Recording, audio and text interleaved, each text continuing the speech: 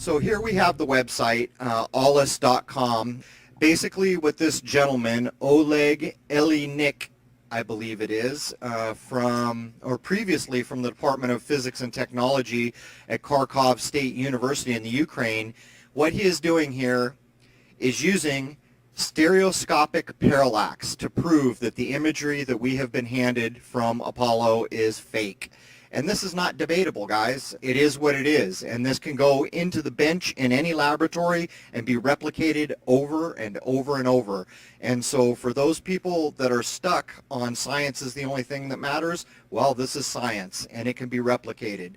So what we're doing, what this site shows you is exactly how the parallax method works. He starts with a terrestrial version here. Explains it exactly what he's doing, but as you move on down, he shows you the formulas he's using.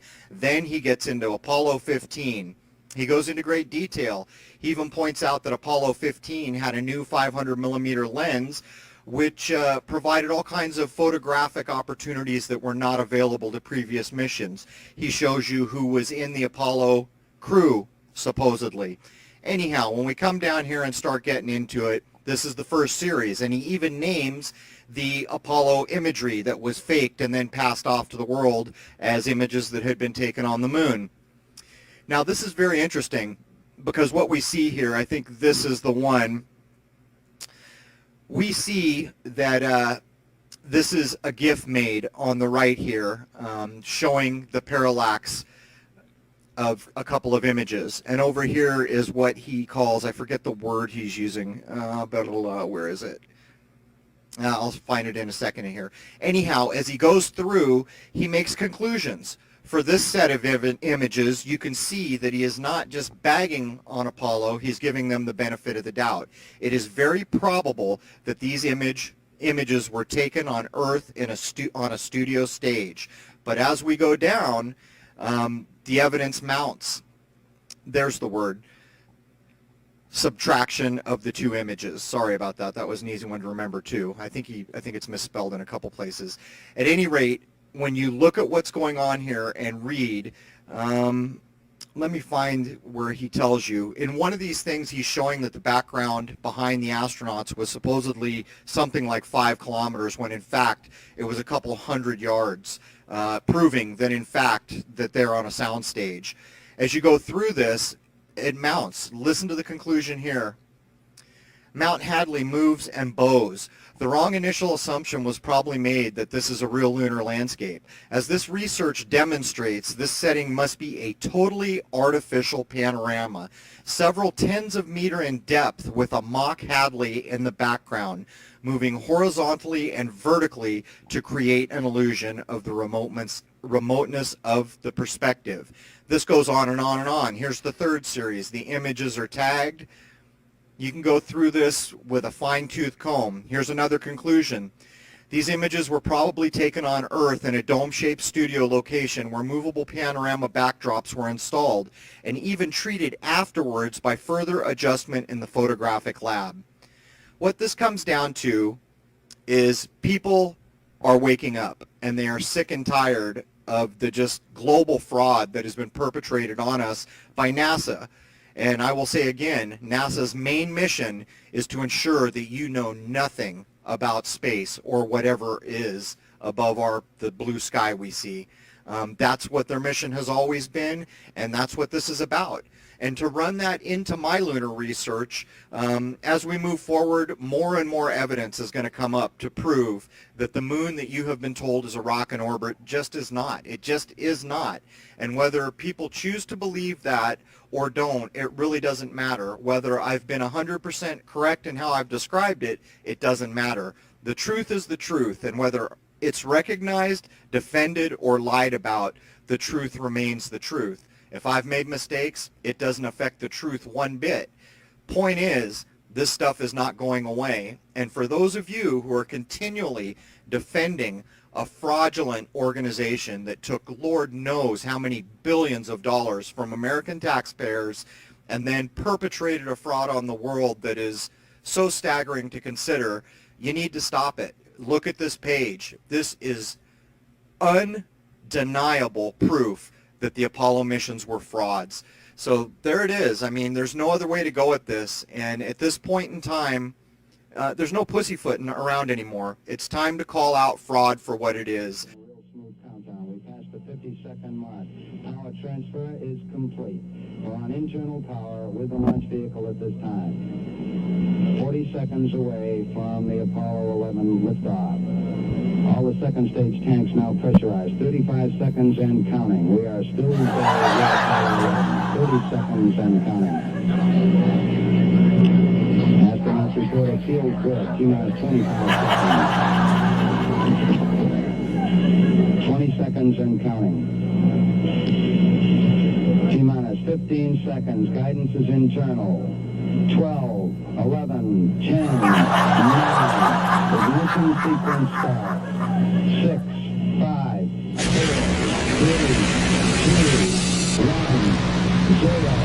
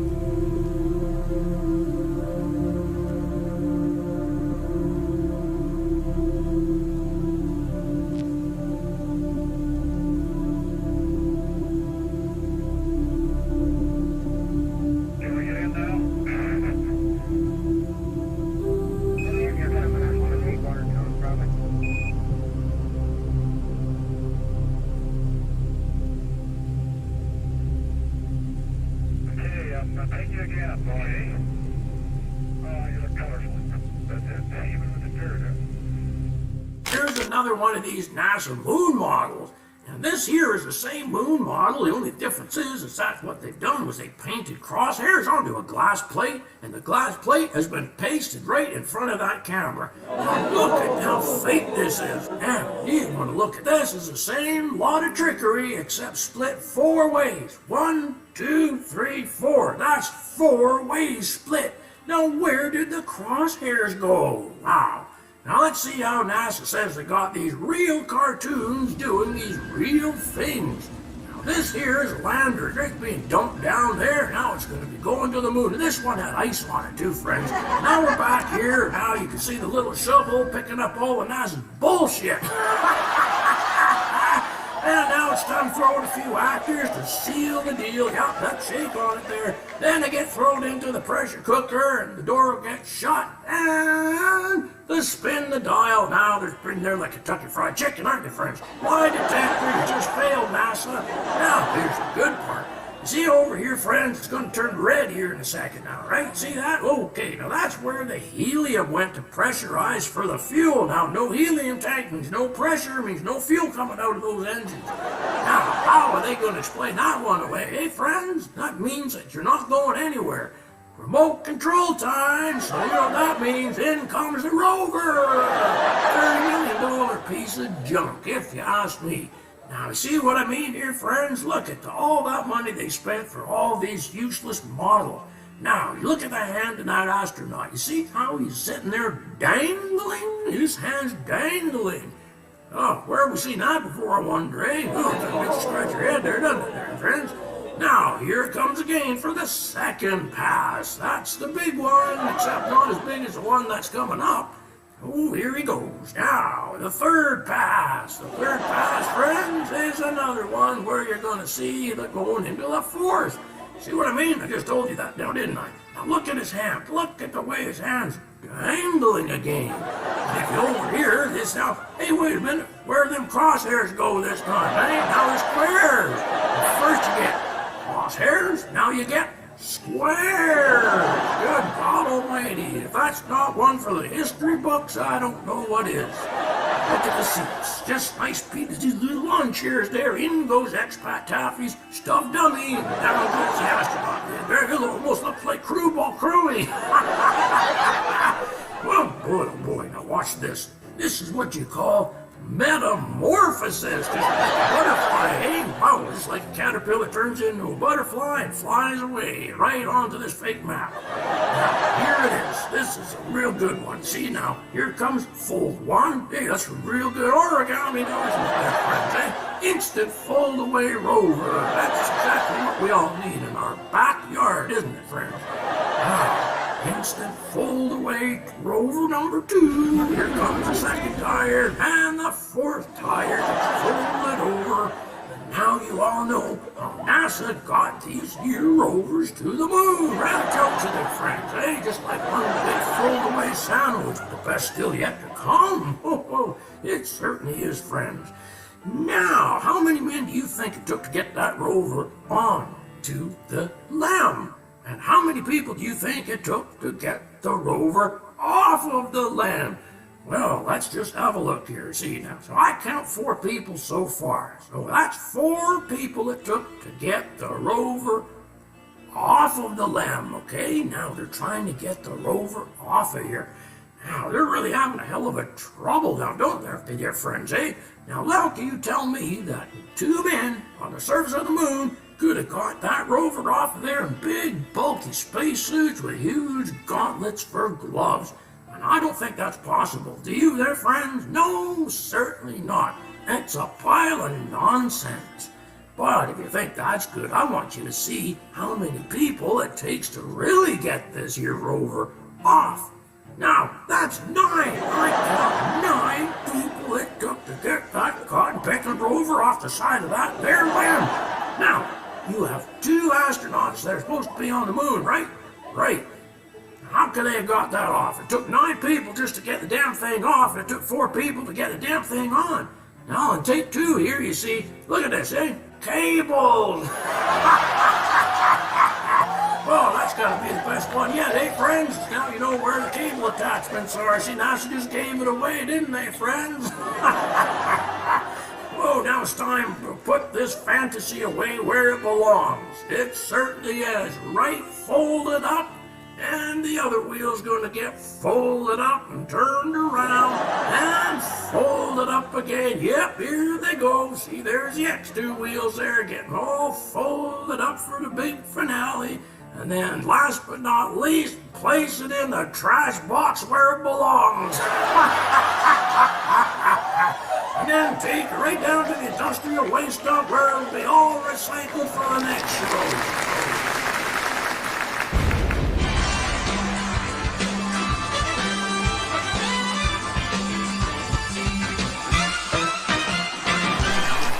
All right, thank you. Thank you very much. Hey, ever wonder how the astronauts on the ISS would deal with a major medical emergency? Yeah, I agree. They're all pretty smart. But aside from all the normal life-saving skills you're taught, also how to stitch, inject, and even extract a tooth. Yeah, it's easy. You just grab some harness wire, tie one end around the tooth, the other end to the space doorknob, and open the door.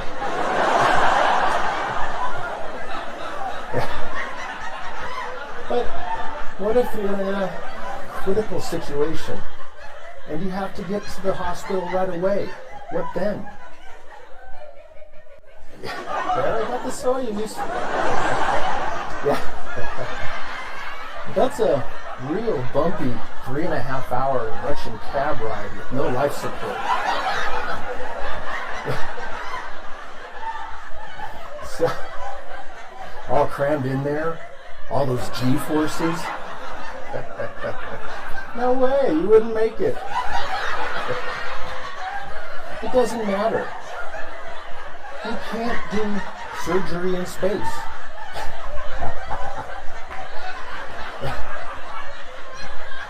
All the blood and fluids will leak out and float around everywhere.